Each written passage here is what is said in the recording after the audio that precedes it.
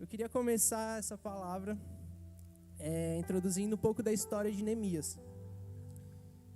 A gente vai ver em Neemias, logo no primeiro capítulo, que ele recebe uma visita de um parente dele.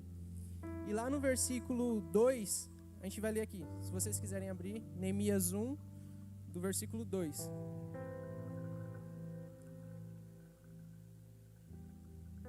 Essa palavra ela é muito pautada no compromisso de Neemias, no coração disponível dele, naquilo que ele abraçou como causa. No versículo 2 vai dizer assim: Veio Anani, um dos meus irmãos, com alguns homens de Judá.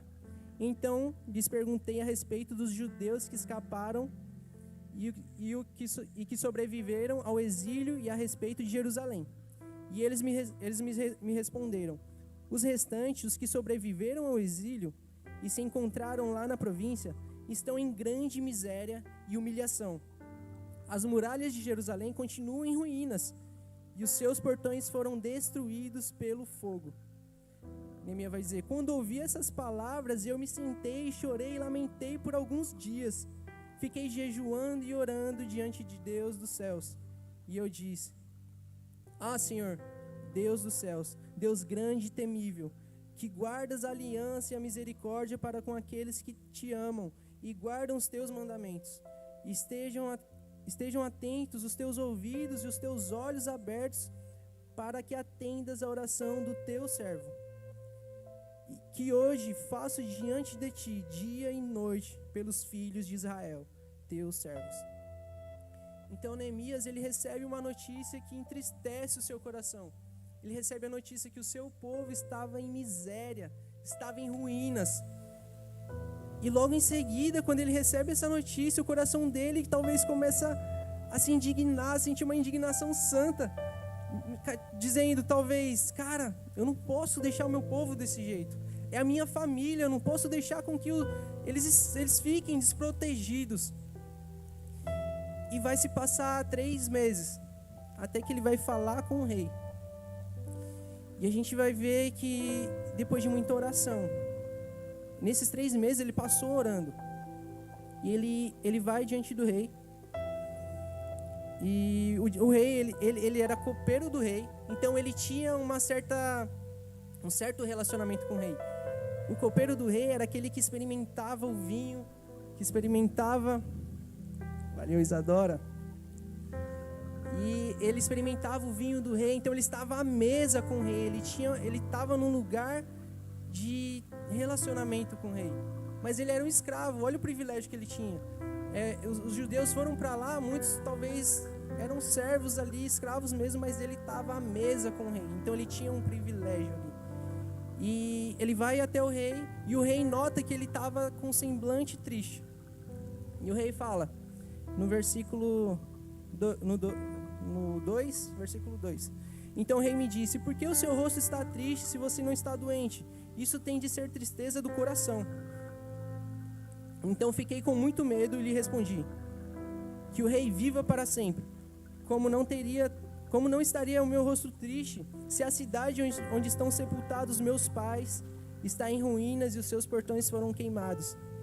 E o rei me disse: o que você me pede agora? Então orei ao Deus dos céus e disse ao rei: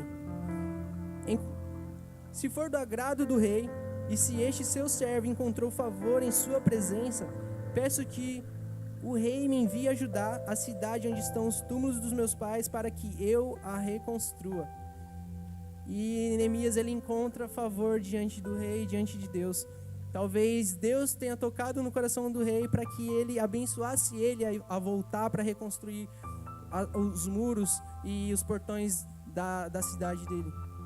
Então ele encontra esse favor, o rei ele dá toda a provisão que era necessária, ele dá recursos para Neemias, e Neemias volta e ele começa uma nova jornada. Ele abandona o seu conforto, ele sai da sua zona de conforto para fazer aquilo que o Espírito Santo colocou no coração dele.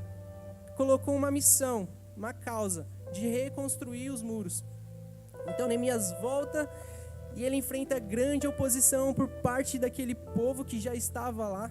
Ele foi para reconstruir, trazer dignidade para aquele povo novamente. E ele mesmo assim enfrenta oposição. Muitas das vezes nós estaremos num lugar onde Deus nos chamou para fazer algo e nós iremos enfrentar a oposição. Mas que nós sejamos como Neemias. Ele enfrentou tal oposição e perseguiu diante daquilo que Deus tinha colocado no coração dele.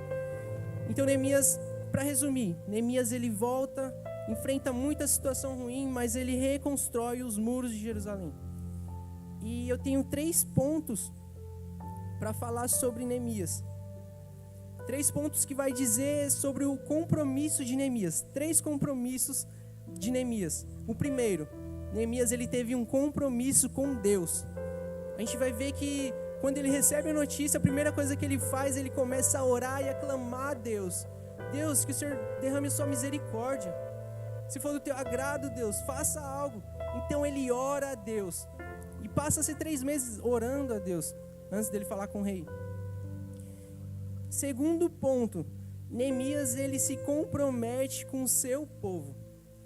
Ele vê a situação do seu povo, dos seus parentes, dos seus amigos, e ele diz, ele não diz isso, mas eu imagino que ele tenha falado, cara, eu não vou deixar com que o meu povo esteja desprotegido. Naquela época, um reinado sem os seus muros era um reinado desprotegido, vulnerável.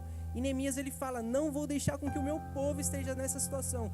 Eu vou fazer algo. E talvez esse algo tenha sido algo que o Espírito Santo colocou no coração dele. E ele vai em direção a isso. Ele se compromete em trazer a dignidade para o seu povo novamente. Em terceiro lugar, Neemias ele se compromete com a obra de Deus. Porque eu creio que isso talvez não tenha vindo do coração dele.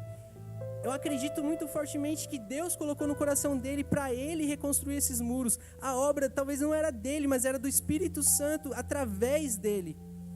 E cara, ao ver essa história e ao ver ele, essa questão da construção, dele reconstruir os muros daquela cidade, o Espírito Santo, ele ministrou muito forte ao meu coração algo que durante gerações e gerações, durante séculos e séculos, o Espírito Santo de Deus, ele vem construindo algo.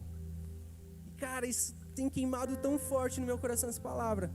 Jesus, quando vem, ele cumpre com a missão dele, ele se compromete com a missão que o Pai tinha lhe dado, e ele dá a sua vida por nós, para nos dar salvação, para nos dar vida eterna, para nos preencher do amor que, cara, a gente tanto busca no mundo, mas só ele pode saciar. Então Jesus ele vem, cumpre sua missão, ele sofre, ele é injustiçado e ele morre naquela cruz por nós. E quando ele ressuscita ao 3º dia, glória a Deus por isso, porque ele é Deus soberano sobre todas as coisas. Jesus ressuscita e ele passa um tempo com seus discípulos e ele volta para o Pai. E nisso que ele volta, ele, calma gente, eu não vou deixar vocês sozinhos, vocês ficarão com um Consolador. Eu irei, mas o Consolador estará convosco. Então o Espírito Santo ele desce e começa uma revolução em todo o mundo. Uau, caraca, isso é muito forte. Meu Deus do céu, nem comecei aqui com as histórias. Mas o Espírito Santo vem e algo começa a acontecer no mundo. Através do apóstolo Paulo, ele prega por toda a Europa e o evangelho vai se espalhando por toda a terra. E a gente vai ver grandes avivamentos acontecendo durante a história. E eu vou contar algum desses avivamentos e eu quero que você preste muita atenção em todo esse contexto, porque eu vou fechar isso no final e eu creio que vai fazer muito sentido para nós e que nosso coração vai incendiar. Alguém aqui conhece o povo moraviano? Alguém que já ouviu falar? Levanta a mão. Aí tem uma galera que conhece. O povo moraviano, por volta de 1700, eles enfrentam esse povo, era uma província da Europa, e esse povo era cristão, e eles enfrentam uma perseguição. E eles fogem do lugar da Morávia. E nisso, naquela época, era um pouco depois dos protestantes, da reforma protestante.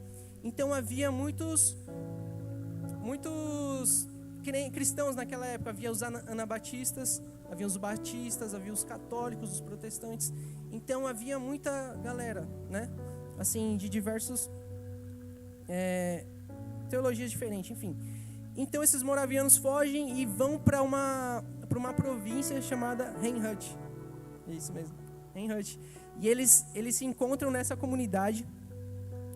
E os moravianos, eles formam uma comunidade com aproximadamente 300 membros ali, 300 pessoas, com teologias diferentes. A galera era desunida e era um brigando com o outro. E é uma loucura. E nisso Deus, ele levanta um líder para esse povo. E esse líder, ele institui uma lei, falando assim, várias leis, mas entre uma delas era essa. Para vocês ficarem nessa comunidade, eu quero que vocês façam algo, que vocês foquem naquilo que lhes é comum. Porque eles tinham muitas teologias diferentes. Então ele fala, que vocês foquem naquilo que lhes é comum. E aí o povo, ele começa a andar em unidade. Uau! Cara, e por conta dessa unidade, eles começam a experimentar de um grande mover. Em uma de suas reuniões, após um culto de ceia, aquele povo, ele experimenta do toque sobrenatural de Deus.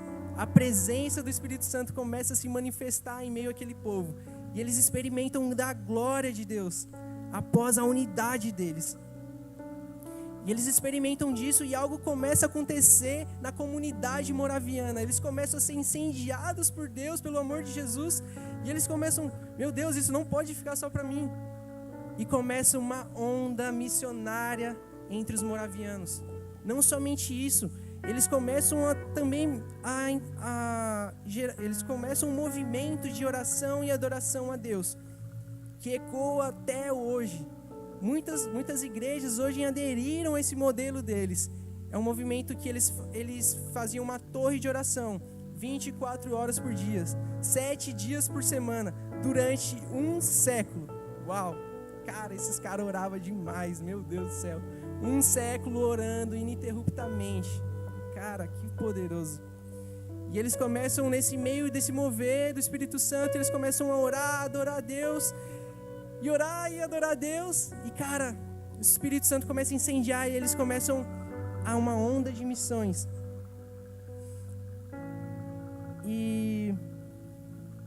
Amém. E nessa época eles começam uma onda de missões, eles vão para a África, para a Groenlândia, para a América. Eles são conhecidos como os maiores missionários de todos os tempos.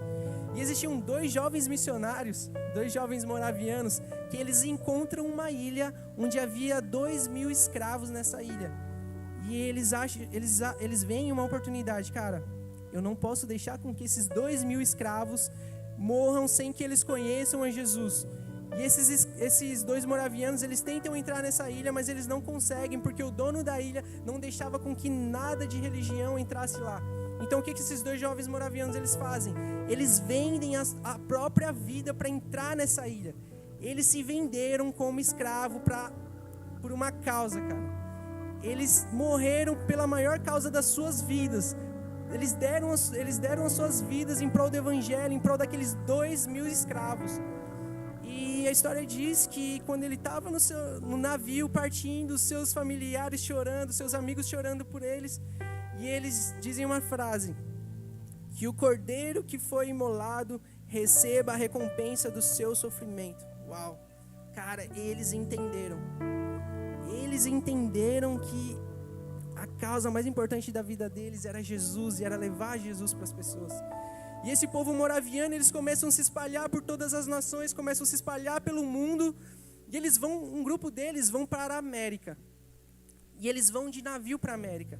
E nisso, eles começam a enfrentar uma grande tempestade.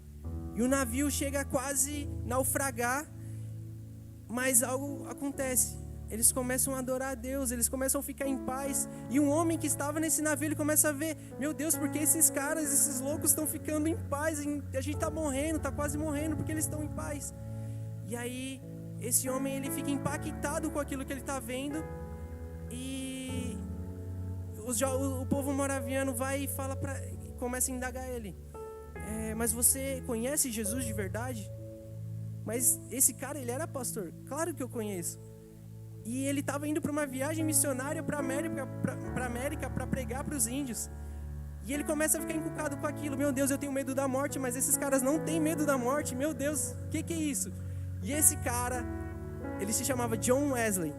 E John Wesley vai para a América E quando ele volta frustrado dessa viagem, ele continua com seu relacionamento com esses moravianos, e ele diz uma frase, retornando para a Inglaterra. Ele veio da Inglaterra, foi para a América pregar para os índios, volta, e ele diz: fui para converter os índios, mas quem me converterá? Cara, ele percebeu algo, ele não era nem convertido, meu Deus, ele foi pregar para os índios.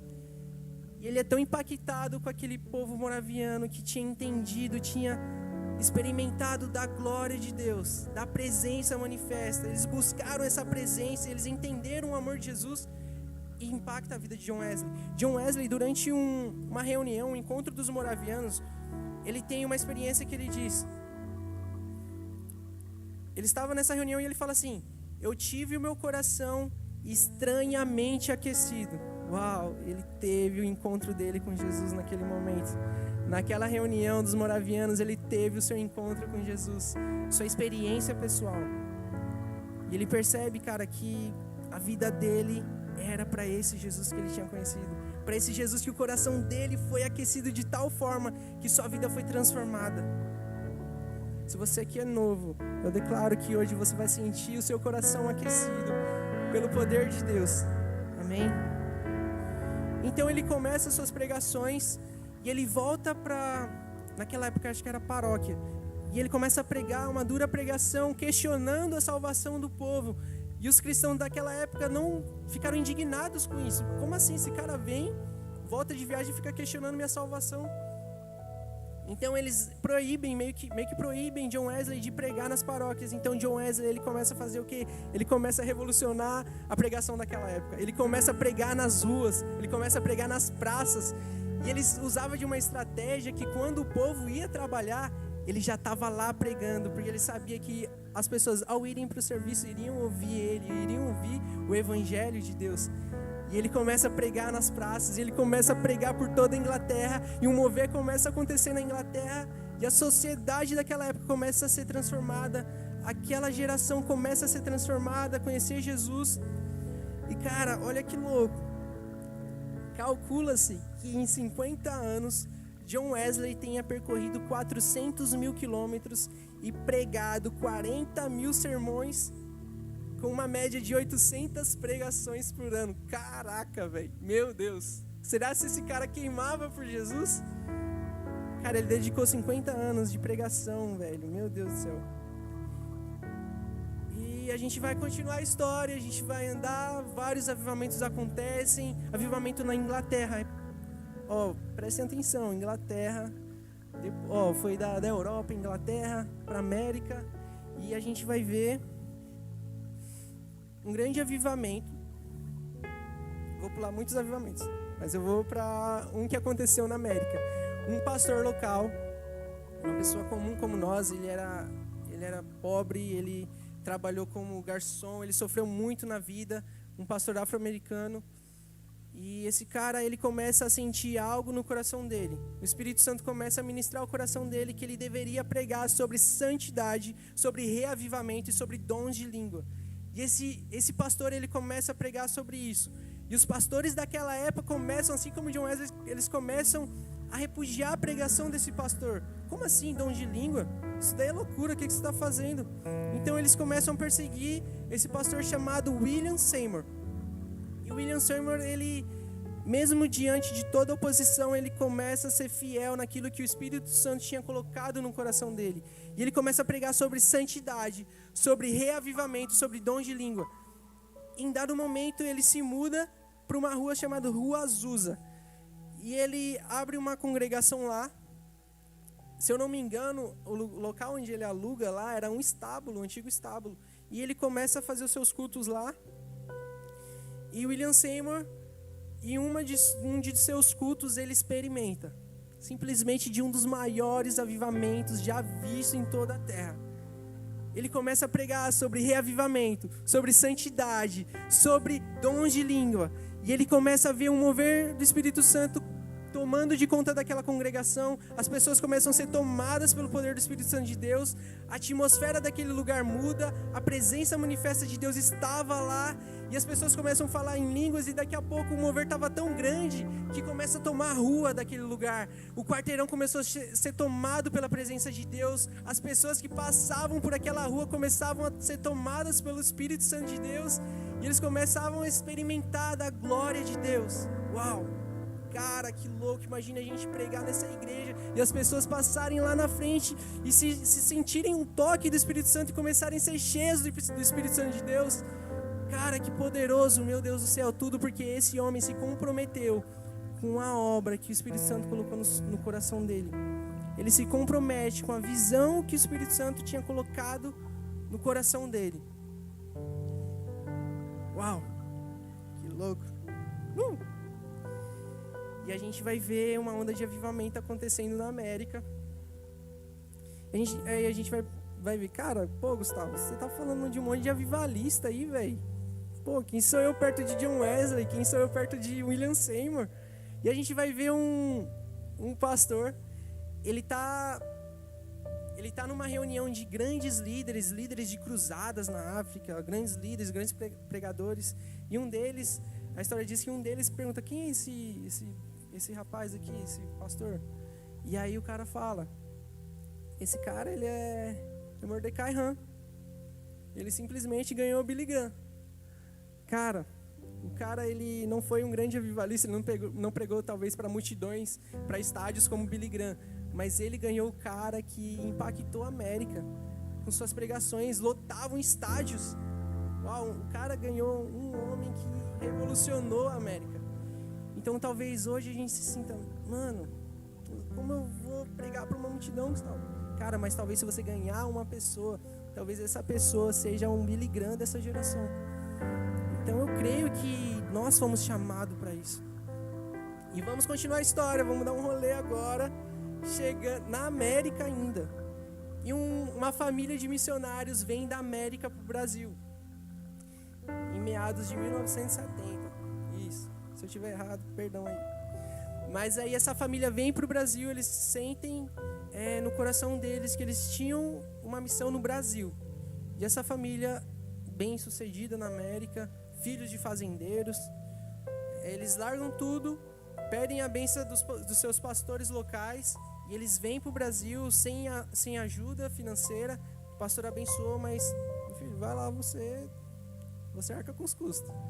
E eles vêm para o Brasil e algo começa a ser revolucionado no Brasil. Quando eles vêm, quando essa família vem, eu vou já falar quem é.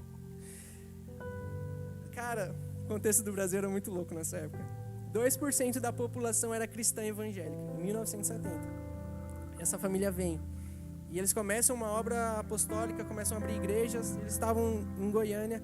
E um de seus filhos, chamado pastor Lucas Zuber. Uau, cara, esse cara é inspiração demais. E aí esse pastor chamado Lucas Zuber, ele volta para a América, ele começa a estudar, ele se forma, ele casa, tem filhos. E ele volta para o Brasil, ele na faculdade ele sente que ele tinha que ir para uma região do Brasil, para uma região do Brasil chamada Amazônia. E ele sente no coração de ir para a Amazônia. Cara, que loucura, para a Amazônia, do nada. Então o Espírito Santo de Deus coloca no coração dele e eles vão num trailer para a Amazônia. E, cara, ele se apaixona por aquele lugar. Ele começa a olhar para os ribeirinhos e falar, cara, eu fui chamado para esse povo. Eu fui chamado para pregar para esse povo.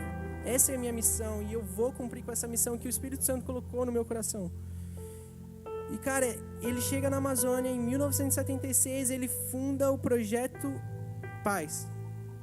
Ele funda o Projeto Paz, Projeto Amazônia. E lá ele começa a abrir congregações, ele começa a pregar o evangelho para os ribeirinhos, ele começa a percorrer toda a Amazônia. E você acha que ele foi para a melhor cidade da Amazônia? Não, meu filho, ele foi para a cidade que era melhor para ele ir para os ribeirinhos. Então ele enfrentou talvez muitas situações difíceis, muitas situações adversas. O pastor uma vez me disse que para ele ir para uma comunidade ribeirinha, ele teve que andar um dia inteiro, mata dentro, Cara, que loucura. E ele começa a pregar e abrir igrejas, ele começa a pregar para os ribeirinhos, e ele recebe, ele ganha, ele é abençoado com ultraleve. E ele começa a pregar em uma de suas viagens missionárias. Um cara que tinha abandonado todo o conforto da América, que tinha abdicado de tudo aquilo que ele poderia viver tranquilamente na América. Ele era estudado, ele poderia muito bem ser muito rico financeiramente, ele poderia ter seguido uma carreira profissional incrível, mas ele abre mão de tudo aquilo para perseguir e se compromissar com a causa que o Espírito Santo tinha colocado no coração dele. E ele, em uma de suas viagens missionárias, o ultraleve dele cai e ele morre simplesmente fazendo a missão da vida dele. Ele dá a sua vida em prol do Evangelho. E o pastor Lucas Huber, ele diz que o seu objetivo era plantar 100 mil igrejas, primeiro na Amazônia, depois em todo o Brasil e depois no mundo. Cara, nós estamos sobre um legado. E já é realidade isso, gente. O Brasil já é cheio de Paz Church. Nós temos Paz Church em todo o Brasil. Nós estamos expandindo para as nações. Já tem Portugal, Itália. Cara, o Mateus e a Bia foram lá e, velho, o coração deles queimaram por aquela nação, velho. Meu Deus, nós estamos sobre um legado, gente. A nossa igreja está sobre um legado poderoso. Eu e você fazemos parte disso. Essas 100 mil igrejas serão abertas por muitos de vocês. Eu creio nisso, eu declaro isso. Nós iremos queimar por essa causa. Em nome de Jesus. Amém. E agora eu vou contar uma história. Passou alguns anos depois disso.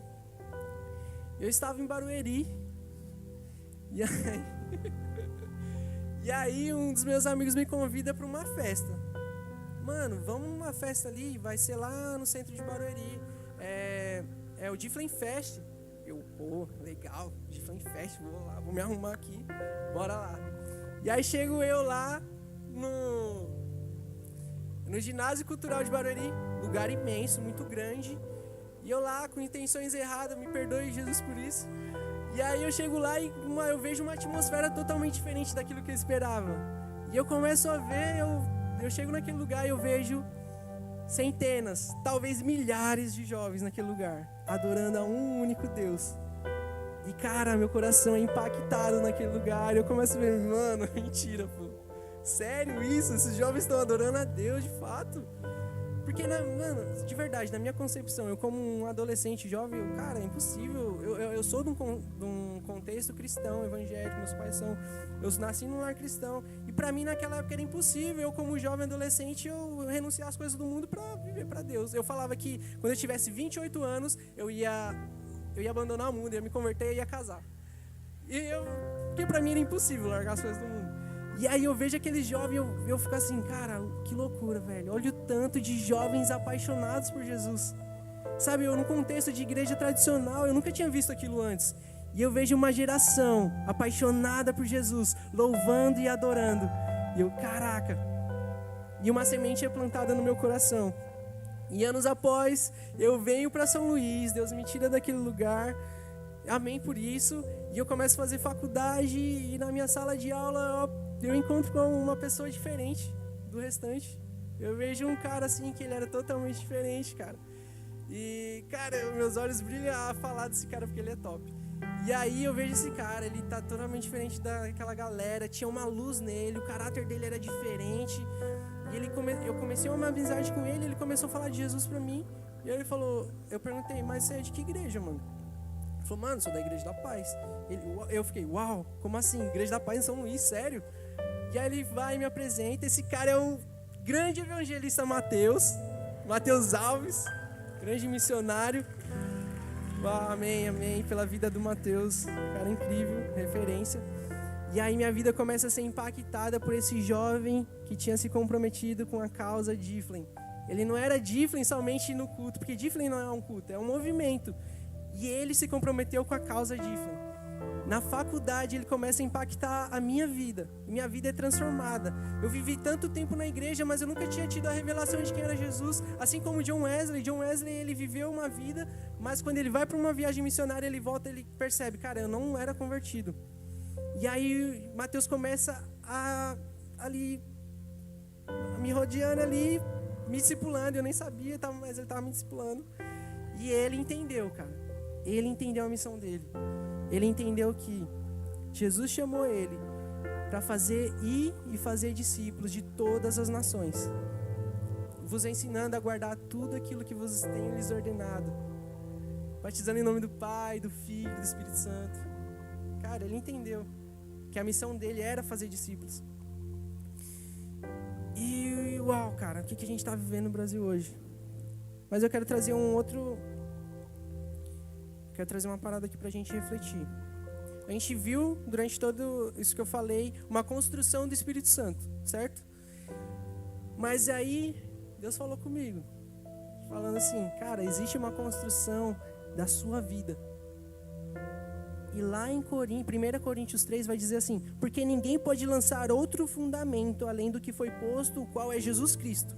Contudo, se o que alguém edifica sobre o fundamento é ouro, prata, pedras preciosas, madeira, feno, palha, manifesta se tornará a obra de cada um, pois o dia a demonstrará. Porque está sendo revelada pelo fogo, e qual seja a obra de cada um, o próprio fogo provará. Se permanecer a obra de alguém que sobre o fundamento edificou, esse receberá galardão. Se a obra de alguém se queimar, sofrerá ele dano, mas esse mesmo será salvo. Todavia, como que através do fogo. Existe uma obra sendo construída através da vida de cada um de nós. Mas o que nós temos colocado na nossa construção? Será se nós temos colocado fena, que é tão fácil de colocar ali? Será se é madeira? Ou nós temos procurado as pedras preciosas? Será se nós temos carregado o ouro que é tão pesado? Meu Deus, Jesus, como eu vou carregar isso para minha construção? Cara, será se nós temos de fato construído algo que vai ecoar pela eternidade? Porque o que nós fazemos hoje é o que vai ecoar ou não para a eternidade. Será queimado e permanecerá ou não? E assim como o pastor Melvin ele fala, somente uma vida temos e ela logo passará. Somente o que for feito por Cristo permanecerá. E cara, nós vemos hoje, essa mensagem não é para trazer um pesar para vocês, mas sim para nós começarmos a refletir o que nós temos feito. Nós temos que ter em mente que a obra não é nossa, é do Espírito Santo. Nós somos cooperadores, nós somos pessoas que estarão disponíveis para que Ele faça através de nós. E cara, a gente percebeu que houve um grande avivamento na Europa, se espalhou para o mundo, se espalhou para a América. Quando os pastores vêm para cá, 3% da população era cristã evangélica. E sabe quantos cristãos evangélicos tem hoje? Mais de 30%, galera. Meu Deus, o que está acontecendo no Brasil? Cara, aqueles avivamentos que aconteciam na Europa, na América. A América hoje, gente, infelizmente está passando por um esfriamento espiritual. A Europa hoje, eles dizem que vivem um pós-cristianismo. Cara, nas escolas da Europa ensinam que eles vieram de um Big Bang, gente. Meu Deus, cadê aquela chama de John Wesley? E cara, algo está acontecendo no Brasil. O Brasil tem sido reavivado. O Brasil tem sido queimado por uma chama de Deus. Nós estamos experimentando da presença manifesta de Deus, da glória de Deus em nossos cultos. Cara, eu estava ali no São Quirmão, estava sentindo a presença de Deus lá. Sabe, nas nossas reuniões de intercessão do Different Prayer, cara, a gente experimenta da glória de Deus, nós temos livre acesso a isso. O Brasil tem queimado por Jesus. Eu fui para São Paulo agora e eu estava num tempo de mesa com um amigo meu, o Jefão, cara incrível, e ele falou, mano, quando você saiu daqui tinha poucas igrejas, hoje em dia vai ver, mano, olha o tanto de igreja que está nascendo, muitos ministérios, cara, e tudo de jovens. Quando eu saí de lá, tinha a galera, meus pais, tinha a geração passada que eram cristãos e tal, mas hoje não, as igrejas do Brasil estão abrindo, surgindo, e cara, a galera jovem tá se levantando, velho, e nós somos essa geração que tá com bastão. Em Hebreus vai dizer, portanto também nós, uma vez que estamos rodeados por tão grande nuvem de testemunhas, livremos-nos de tudo aquilo que nos atrapalha e do pecado que nos envolve e corramos com perseverança a corrida que nos é proposta, tendo os olhos fitos em Jesus, autor e consumador da nossa fé.